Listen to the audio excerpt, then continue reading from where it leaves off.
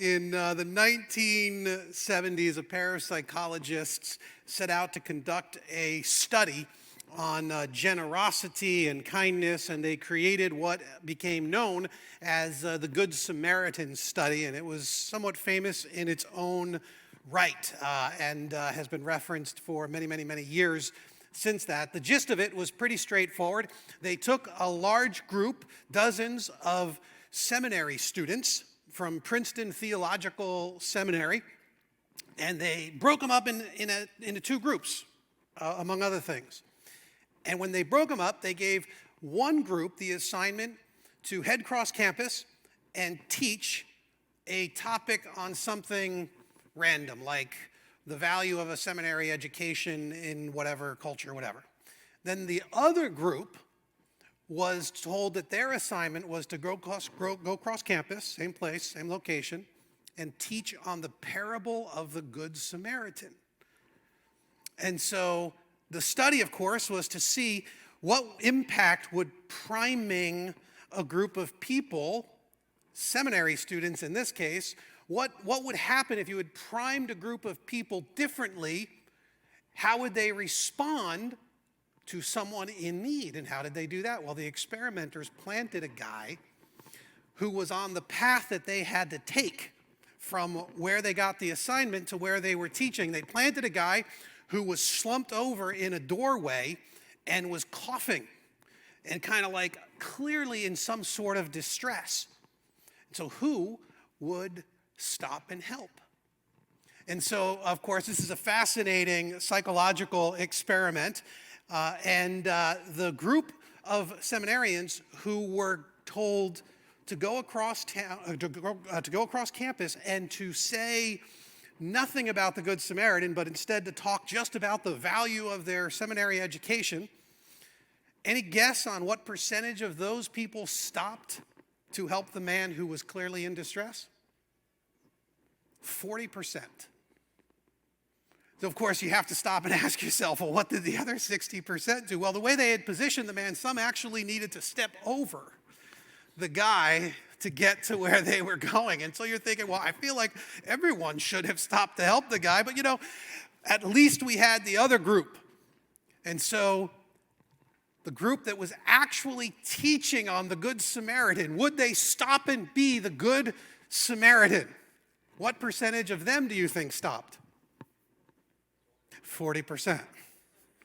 It had no statistically significant impact on whether or not somebody would stop, which questions whether I should even be teaching on it here today. But you have to imagine this for a moment. Seminarians of all people, some of whom were teaching on the Good Samaritan, stepped over a guy in need in order to get to do the thing that they were supposed to do, teaching on the Good Samaritan. It's hard to imagine. It just seems incomprehensible. How in the world could you have come up with so many hard-hearted, cold-hearted, cruel even people who all happen to be in one place at the same time and all in the same school and all in how is this even a possibility statistically? Until you start to ask yourself how often we skip opportunities to do costly generosity. When you start to bring it home a little bit more and you start to say, wait a second, maybe there are way more opportunities to help people than I have also taken advantage of. And that's actually one of the powerful parts of this study. And of course, it's one of the powerful parts of the parable of the Good Samaritan. So we're in this series called Doing Christmas. And it's more than simply an encouragement to generosity. It is also a meditation for us on the incarnation, how the incarnation of Jesus will draw generosity from us. The incarnation being the moment that God took on flesh in Jesus. That's what we celebrate at Christmas time, that he was incarnated in flesh. And last week, we were introduced to one of the key verses in the whole of the Bible on this idea from 2 Corinthians. It says, "For you know the grace of the Lord Jesus Christ, that though he was rich," meaning he was in heaven, in the heavenly realms, he had everything All was pointed toward him. All power, all majesty. Think of it in terms of all of everything, wealth and glory and beauty and all of this. All of it was him. He was rich, and yet, for us, he became poor. And so he became a child in a manger. He became hurtable.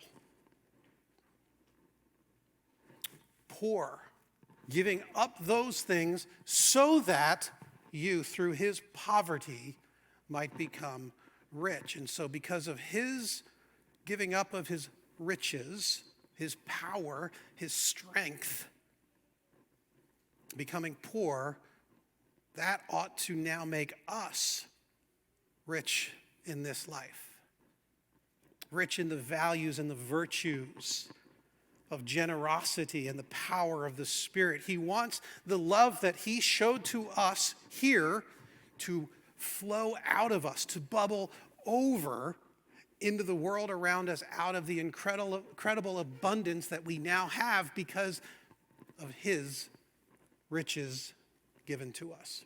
So this is partly why last week we gave out thousands of dollars here. In the first of our exercises for doing Christmas, we gave out these envelopes, which I know that many of you were here last week and you got. I actually still have my envelope with my money in it. But last week we gave out thousands of dollars, from $5 to $500, randomly given out to you guys with the assignment to go out there and practice generosity. And so those stories they've started to roll in as a way for us to do Christmas. And we're hoping that more of you will roll your stories into us as well. But we had someone who started off right out of the gate. They went out and they were like, you know what, this person, they're workers, they're at a restaurant. And they were like, it looks like they could use a generous tip. And so they added that on top of their tip. We had another story that came in. A guy said, I wanted to help people who were hungry. And so I took what I got in the envelope and I added my own money to it. And so he quadrupled his impact from what we had given out through him and what he added to it so that even more people here on the island could eat. There was another who had a friend that was facing a medical diagnosis that meant that she is living on borrowed time, and they all know that. And so she was able to use this money as a way of encouraging her in the midst of that uncertainty and to let her know that God is still looking out for her. We had another family that they know of, some under-resourced kids who have experienced heartbreaking losses over the last few years. And so they pooled their money and they gave it to a fund that is helping provide Christmas for this family. And so these stories are starting to roll in. And if you have already completed your assignment, then you're celebrating Christmas already by doing Christmas. By taking of the abundance that we have and spreading it out into the world in a representation of the abundance and the generosity that Christ has shown to us. I also learned something this week. I learned that it is actually really difficult for me to find a way to do something meaningful because I still have my envelope. And so this is very, very frustrating to me. I got 20 in my envelope. Again, these are all randomly assigned, and so I still have my 20. I've been carrying it all week, and so I don't actually know what I'm going to do. I was thinking that if anyone is interested, if you need some like pastoral counseling, we could meet at like the Black Sheep, and I could treat, and I could use the 20, and we could do that as part. I'm just kidding. I'm not going to use it's a joke. I'm not actually going to go to I am going to go to the Black Sheep, but I'm not going to pay for it. Anyway, it's a joke. Can you scratch that from the video? Or is that already out there? All right, anyway. Today we're going to go just a little bit deeper into what it means for us to do Christmas. And you see that there's this love of God and others that captures the whole Christian ethic. And this, the parable of the Good Samaritan, is for us the key way that we get to see and understand this. On one occasion, an expert in the law stood up to test Jesus. Teacher, he asked, what must I do to inherit eternal life? What is written in the law? He replied, how do you read it? He answered, love the Lord your God with all your heart, with all your soul, with all your strength, with all your mind, and love your neighbor as yourself. You have answered correctly, Jesus replied. Do this and you will live. There's two sequences here, this one and the next one, where the lawyer asks a question, Jesus responds by asking him a question, then the lawyer answers Jesus' question, and then Jesus largely tells him, yeah, now go and do that. And so he never actually answers it directly, which I just love. I think is just a brilliant response that Jesus has to this trap that the lawyer was trying to set for him. And I think, of course, that this ethic right here, lifted right out of the Old Testament scriptures, two different parts joined together, was the teaching of Jesus. The lawyer might even have answered this because he's heard Jesus teach on it before. And this is such a beautiful ethic that if we were to live this way every single day of our lives, it would transform our lives. It would transform the lives of everybody all around us. It would transform the world if we would simply follow this. We also, with even just a few moments of reflecting on it, know that it is impossibly intimidating as well. This is an encouragement to an ethic, but it's also a mirror that we have to look at and see how we stack up. The lawyer knows this immediately. He understands how complex and how challenging this ethic will actually be. And so he turns around, he starts to qualify it, which of course is what I think so many of us do. And lawyers are amazing at this. What could be done in 1,000 words, take 1,000 pages with lawyers because they're qualifying every little thing. And so he does. He was like, yeah, but look, he wanted to justify himself. And so he asked Jesus, and who is my neighbor? I think we're experts at justifying ourselves. It was Thanksgiving. Cheryl had gotten the whole house ready. We had a big group of people coming. It was going to be a great big Thanksgiving feast at the Kelly household. And she was cooking and she was cleaning and she was setting up and she cooked 2 turkeys, like baked one and fried one, like deep fry. Like it was amazing. I woke up on Thanksgiving. I hadn't really helped too much. I was very, very busy in other very, very important things. And I woke up on Thanksgiving. I didn't have anything that I was assigned to do from her. And so I woke up and I had cleaned the laundry room. Because, that's the main room people see when they come over your house. And so she had mentioned that the laundry room was a wreck. And she was right, it was. And so I gave like a couple hours to cleaning the laundry room, which was pretty heroic. In many ways. Of course, everything in the laundry room, it was my dumping ground for all of my hunting gear, and so it was actually all my mess. You had to like kick stuff out of the way just to get through the laundry room. But I cleaned it up, and she actually, in the middle of all of her prep and cleaning and cooking and setting up and getting ready for the guests, she actually didn't mention it. She didn't say like, hey, what a great job you did. So like a day or two later, I was like, hey, so did you notice the laundry room was clean? She graciously was like, oh, yes, I did. That was so nice. You did such a good job. I'm like, yes. Thank you for all that we did. I also stood by with the fire extinguisher when she put the turkey in the oil. And so that was it. So here I am trying to justify my existence, trying to qualify myself, trying to make myself look a little bit better. And I think we're so good at this. And the lawyer understands that's exactly what he's about to try to do. He's saying, who is my neighbor? If you can help me figure that out, then I'll be able to judge myself accurately based on your criteria. He's probably thinking of 2 different passages as kind of the 2 choices that he might be given. One is found in the actual verse. It's in Leviticus 19, but where it comes from, it says, do not seek revenge or bear a grudge against anyone among your people, but love your neighbor as yourself. And so obviously the legal expert would know this. He's a legal expert in the law. And so he's thinking, yes, I can do that. I can actually love my neighbor as myself as long as we justify it, qualify it with this. Anyone among your people. So yeah.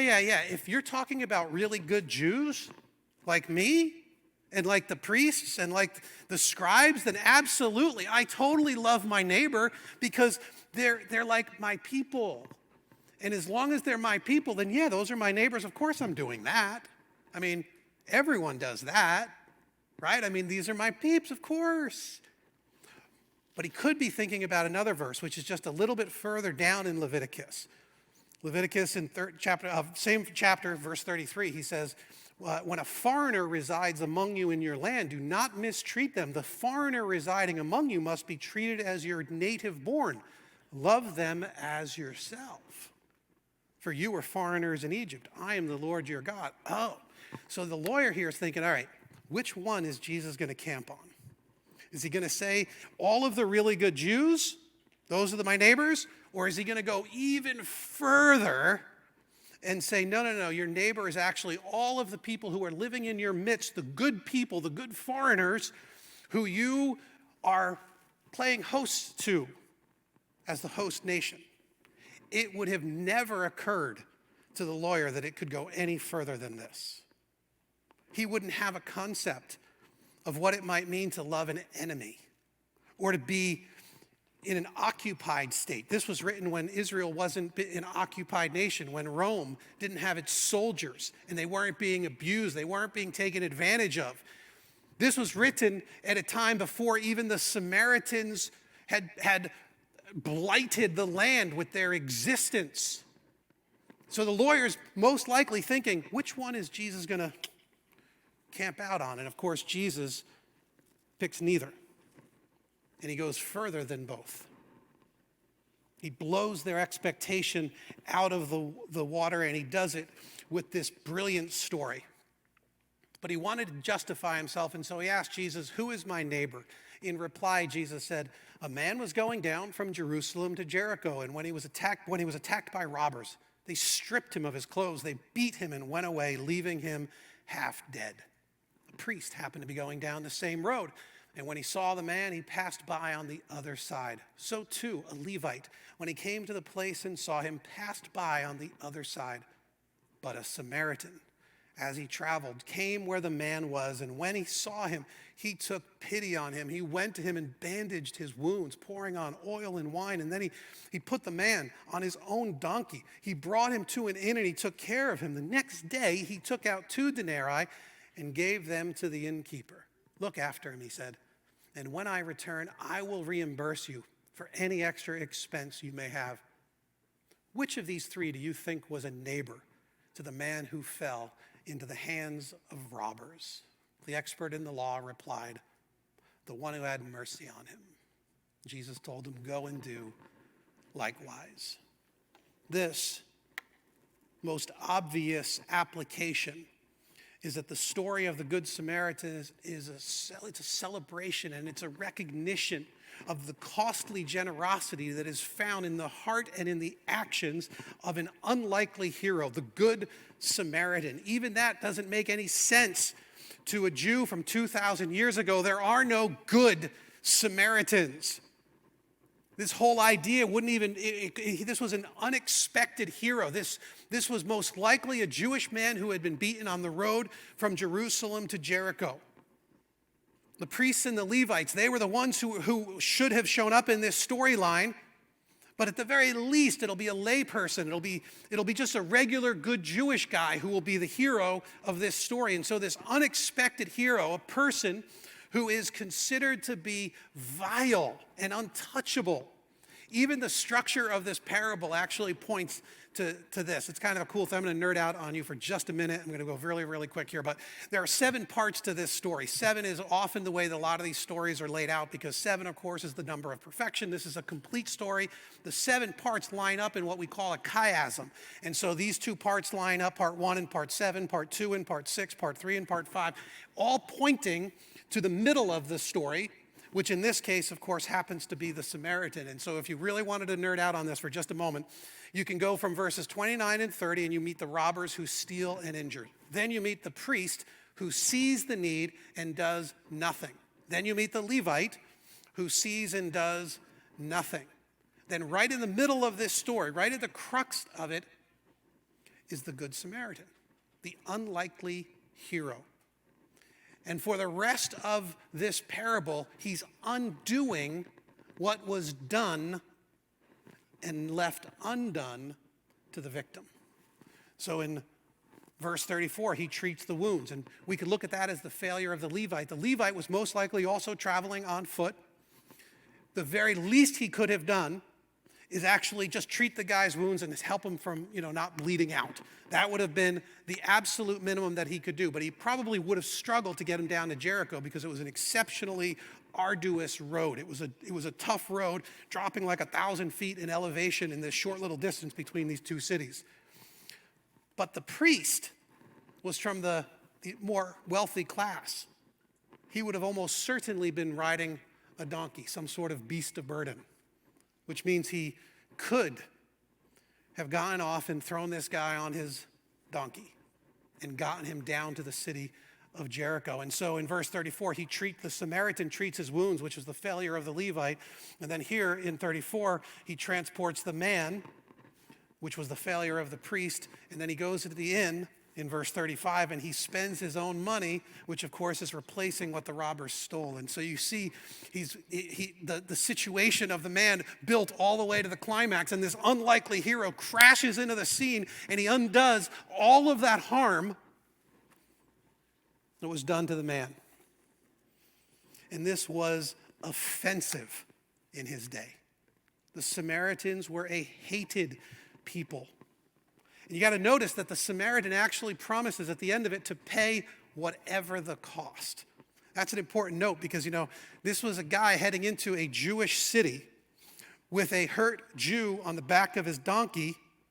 He shows up into this city and he promises the innkeeper whatever it costs. You could easily see this as a recipe for economic disaster. Well, you don't know how expensive he was been. His medical bills, they skyrocketed. He was so demanding. He bled out shortly before you came. We had to do all these other treatments, and we had to call in experts, and it was lots. 2 denarii, not even close. That covered the first 2 days. He's been here a month. You owe me a lot more than that. You owe me 50 denarii. And he promises that he was going to pay anything. And I think there are plenty of reasons that we have not to do Christmas, right? You can see it right out of the gate. There's safety concerns. I mean, what if the robbers are still there? Maybe they were worried about that. What if they're still kicking around in the neighborhood? Got to get out of here. Look, there's actually criminals around here. We should get out of here quick. Maybe the priest and the Levite, they were thinking that. There are economic reasons why we shouldn't help people. I mean, the guy was stripped. That means he has no clothes, and he's unconscious. We know nothing about this guy, but we do know that to bandage these wounds, the Samaritan is going to have to use his own clothing. He's going to have to rip garments. He's going to have to find fabric that he was traveling with. Certainly not unessential items. These were going to be things that were damaged that are going to have to be replaced. He uses his oil. He uses his wine. Also things that will have to be replaced by him at his cost. And then he offers the 2 denarii. That's at least a full 2 days' wages. But we were told that 1 denarii could put a guy in an inn for a month, which means he probably expected him to be there for a month with another denarii to cover all of his expenses. So he set him up. But he went even further, and he was like, listen, I'm on the hook for more than that. I'm on the hook for whatever it takes. And so there was this economic risk that the Samaritan took. Just showing up in that town could have been trouble for him. Showing up in a Jewish town with a beaten up Jewish guy on the back of your donkey, a mob mentality could have broken out against this guy. There are plenty of reasons, but I also think there are some cultural, even religious ones. For most of my life, I've looked at these people in the story and I've thought, they're pretty terrible, the priest and the Levite. Shame on them. They must be horrible people. I hear the story from the Princeton Theological and I'm like, these are terrible people. But is that likely? I'm not so sure anymore. See, I think there are lots of reasons that we have that we don't help people. And if we just think of them as terrible people, then we won't see ourselves in this story. And I think that's a risk. So in the Old Testament, we're told in Numbers 19 that anyone out in the open who touches someone who's been killed with a sword or someone who has died of a natural death or anyone who touches a human bone or grave will be unclean for 7 days. That's a reason enough for the priest not to touch the guy. This is risky. I'm going to be unclean. That means I'm not going to be able to go to the temple. That means I might have to go back. And what's that going to cost him? He's not going to be able to participate. Is he going to be able to take care of his family? What's going to happen to him? And we don't know anything about the guy. He's stripped. That means we don't know who he is. We don't know his class. Maybe he's the bad guy. Maybe he was beaten up by good people and left to die as he should be. Maybe he's one of our enemies that's oppressing our people. Maybe we save him. He turns around. He gets healthy. He goes and kills one of my family members. We know nothing about him. Remember, he was stripped and unconscious. I can't even hear his dialect to determine who he is. Maybe he's a Roman or worse. See, I think it's likely that the priest would have wanted to do his duty. He just didn't know what his responsibility was. The Levite was most likely following the example of the priest. Maybe he knew the priest had already made a judgment that this guy, he was further down on the road. He knew he wasn't going to, who knows? But he was listening to some other sort of authority. There was some other reason that they weren't helping. I mean, consider our time. I mean, that's a hard one, right? Using our time to help people. This is a challenge. The study itself, by the way, the Good Samaritan study actually addressed this. It was fascinating because they didn't just look to see who would be primed by one story of the Good Samaritan or not. They also gave the group 3 different instructions. They broke them up into thirds, and they said to one third, hey, you need to hurry up, get down there, because you're late. And then the next group, they said, hey, you should head down there to the teaching assignment because, it'll be starting soon, but you have time, but you should be heading down there now. He created a little bit of hurry sense for them. And the third group, they said, don't worry about it. You got plenty of time. Just head down there and you'll be there in plenty of time to do your teaching assignment. So they created an artificial sense of hurry for the seminarians. You think that had a statistically significant impact? It did. A shocking one, actually, because 63% of those who were not in a hurry stopped to help. More, of course, than the average. 45% of those who were in a medium hurry stopped to help. But those who had been told they were already late, only 10% stopped. The writers of the study, the researchers, they said, this is a huge challenge for us. Those who had a sense of hurry said they can't do the things that they ought to do, that they want to do, that they know they have a responsibility to do because there's just no resource available, no time, no money. And if you live in a sense of a lack of resource, if you're living by the standards and the rules of this world rather than through the poverty and riches of Christ given to you, then you will have that same sense of poverty of time and money. And you'll be less inclined to be able to live out the ethic that Jesus is calling us to. And here we see this idea of competing responsibilities. The writers of the study, they put it like this: conflict rather than callousness can explain the seminarians' failure to stop and help. Conflict with other responsibilities. The competing values. They were told that they have to go there and do this thing and that people were depending on them. Isn't it likely that that's the reason that the priests and the Levites also didn't stop in the story? Not that they didn't want to do something good, not that they were so callous and hard-hearted, but that they said, I've just got so many responsibilities. I have so many other things I'm supposed to do. I have so many other ways that I'm supposed to, that people are depending on me, that I'm supposed to show generosity to a whole host of other people. And Jesus turns all of this upside down. And he says, you're living by standards that I have not set for you. And so Jesus, he turns this whole thing around for them. And the question the lawyer asked was, who is my neighbor? And what ends up happening is Jesus turns the question on the lawyer. Right? He never answers the question, who is my neighbor? He actually asks the lawyer a different question. He says, which of these 3 do you think was a neighbor to the man? So he's not saying, let me answer your question about who's your neighbor. He's asking the question of the lawyer, who are you a neighbor to? Who is it that you ought to live with a costly generosity toward? How is it that you will live as the Good Samaritan rather than those who have competing values and priorities? Rather than loving God and loving people with all of your heart, mind, soul, and strength. And you see, this is where the incarnation of Jesus matters so much to us, because it is Jesus himself who is that unexpected hero. The famous Christmas verse, therefore the Lord himself will give you a sign, the virgin will conceive and give birth to a son, and you will call him Emmanuel, God with us. That's what Emmanuel means, God with us. And that's the incarnation. It's God with us, leaving the throne room of heaven, the riches of heaven, the glory and the power and the praise and the whole presence that you can imagine with the best of your imaginations of what heaven is, and coming here to earth, God with us.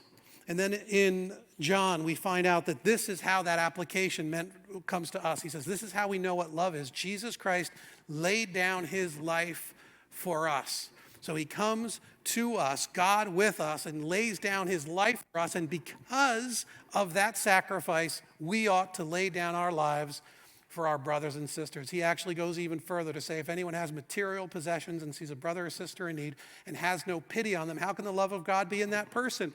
The logic here is about the incarnation. Look what God did for you. Look how he drew near. Look how he came, and look how he took risks, and look at the costly generosity and all of that. How is it that if you've experienced that love of God, that you won't just naturally overflow, that you will have pity, you will have compassion, you will experience a heart that goes after costly generosity? Dear children, let us not love with words or speech, but with actions and in truth. Let it be something that we will actually do. We get into the story here of the Good Samaritan, and it is only a few moments of reflection that we start to realize that we are, in fact, the guy beaten on the side of the road.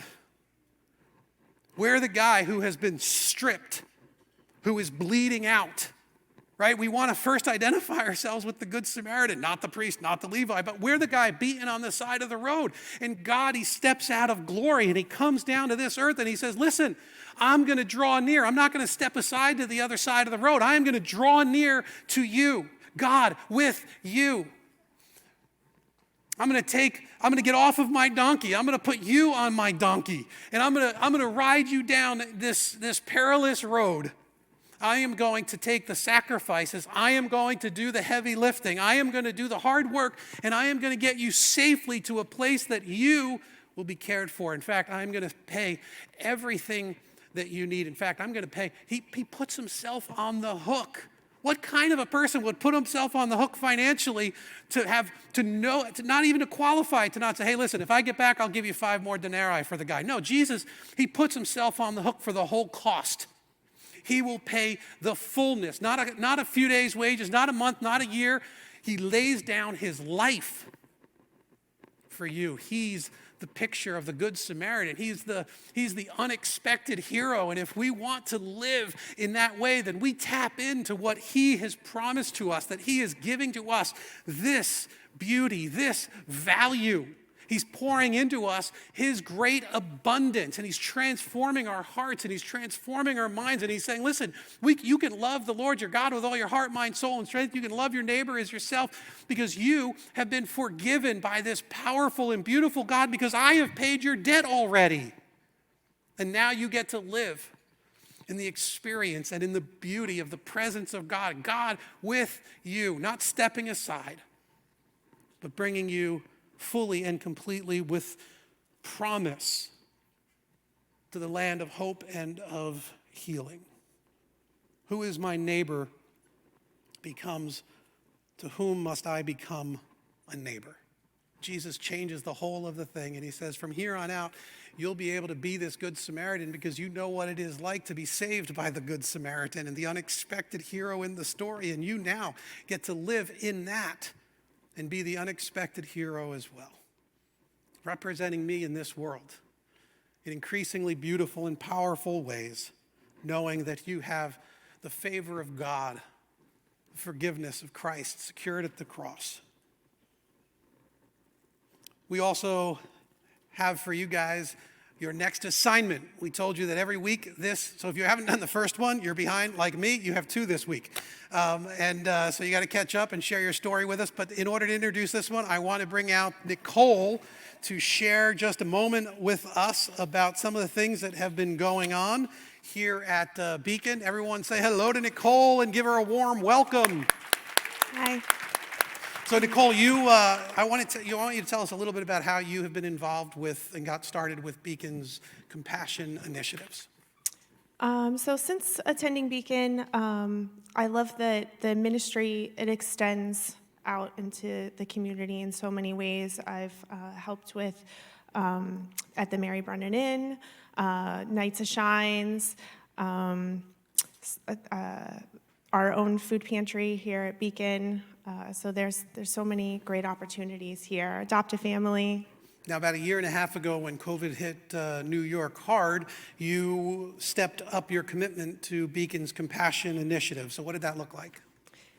Yeah, so like a lot of people, God gifted me with the gift of availability during COVID, and so I wanted to find a way to show care to people, and I thought that the least I could do was just buy some cards of encouragement and send them to first responders or healthcare workers. So I reached out to Beacon, and they came back and said, "You guys are like, great. Can you also deliver some grocery cards to people in need with those cards of encouragement?"